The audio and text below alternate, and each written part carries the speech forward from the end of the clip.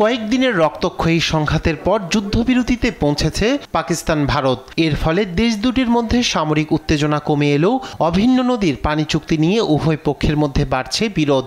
ভারতের একতরফা সিদ্ধান্তে সিন্ধু নদের পানি চুক্তি স্থগিত করার পদক্ষেপকে আন্তর্জাতিক আইনের লঙ্ঘন বলছে পাকিস্তান।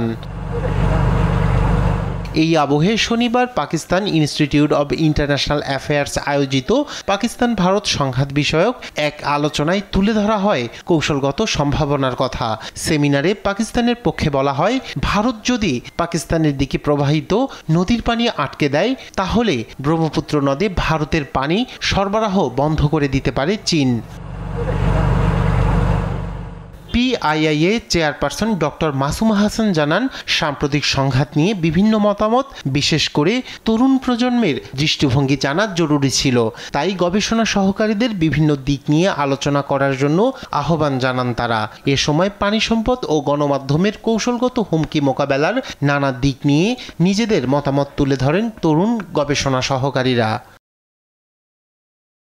ডক্টর মাসুমা গেল এক মাসের ঘটনাবলী তুলে ধরে স্মরণ করিয়ে দেন কিভাবে ভারত কোনো বিশ্বাসযোগ্য প্রমাণ ছাড়াই 22 এপ্রিলের পেহেলগাম হামলার জন্য পাকিস্তানকে দায়ী করেছিল, যা ছিল ভারতের গোয়েন্দা ব্যর্থতা।